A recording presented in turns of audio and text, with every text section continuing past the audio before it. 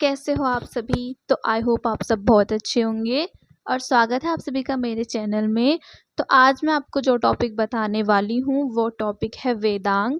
आज मैं आपको वेदांगों के बारे में बताऊंगी। तो देखिए दोस्तों कि जो वेद हैं वो हमारे सबसे प्राचीन धर्म ग्रंथ हैं और वेदों की संख्या 4 है। ऋग्वेद, यजुर्वेद, सामवेद, अथर्ववेद। तो इन वेदों में हमें काफ़ी चीज़ों के बारे में पता लगता है, जैसे कि वैदिक सभ्यता के बारे में पता लगता है, वर्ण व्यवस्था के बारे में पता लगता है। बहुत सारे ज्ञान की बातें हमें अपने वेदों से पता लगती है और इन्हीं 4 वेदों को अच्छी तरह से समझने के लिए, अच्छी तरह से हम समझ सके, वेदांगों की रचना हुई थी। और ये वेदांग क्या है आइए देखते हैं। तो देखिए दोस्तों कि वेदों को भली भांति समझने के लिए वेदांगों की रचना हुई थी। ठीक है, जैसे कि मैंने भी आपको बताया कि जो वेद हैं उनको भली भांति समझने के लिए वेदांगों की रचना हुई थी। उनकी संख्या 6 है। अब ये जो वेदांग है इनकी संख्या 6 है। आपको याद रखना है कि वेदांगों की रचना जो हुई थी वो वेदों को सही ढंग से समझने के लिए हुई थी और इनकी जो संख्या है वो 6 है। ये कौन कौन से हैं? एक तो है शिक्षा, दूसरा है कल्प, तीसरा है निरुक्त, व्याकरण, छंद व ज्योतिष। ठीक है, ये 6 वेदांग हैं। कौन कौन से हैं? शिक्षा, कल्प, निरुक्त, व्याकरण, छंद व ज्योतिष। आपको याद रखना है कि ये 6 वेदांग हैं।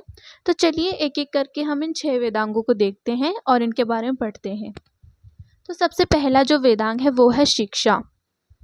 तो देखिए कि वेदों के मंत्रों का सही उच्चारण एवं नियम सिखाती है। तो ये जो शिक्षा है ये वेदों के मंत्रों का सही उच्चारण की जो मंत्र हैं उनका मतलब क्या है, इनका सही तरीके से उच्चारण कैसे कर सकते हैं, नियम, किन मंत्रों का पाठ कैसे करना है, कब करना है, इनसे क्या क्या लाभ होगा। ठीक है, ये समझाती है ताकि अर्थ में कोई गलती ना हो, ताकि हम जो मंत्र बोले उनके अर्थों में कोई गलती ना हो। दूसरा जो वेदांग है वो है कल्प। तो ये वैदिक अनुष्ठानों और यज्ञ करने की विधि का वर्णन करता है। तो जो वैदिक अनुष्ठान होते हैं और जो यज्ञ होते हैं तो को करने की विधि का क्या करता है, वर्णन करता है कि ये जो यज्ञ है, ये अनुष्ठान है, इनको करने की विधि क्या है, ये कैसे होते हैं। उसके बाद जो तीसरा वेदांग है वो है निरुक्त। तो देखिए कि वेद के शब्दों के अर्थों की व्याख्या करता है ताकि कठिन शब्दों को समझा जा सके। तो जो वेदों में जो शब्दों का जो अर्थ है उनको समझाता है ताकि कठिन शब्दों को समझा जा सके। उसके बाद चौथा है व्याकरण।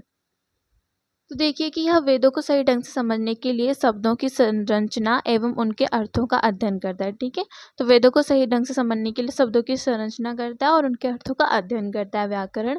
उसके बाद है छंद। ये हमारा 5वां वेदांग है छंद। तो देखिए कि वेदों के मंत्रों के सही पाठ व लय के लिए आवश्यक छंदों का ज्ञान देता है। ठीक है, तो वैदिक मंत्रों और लय के पाठ के लिए आवश्यक छंदों का क्या देता है, ज्ञान देता है।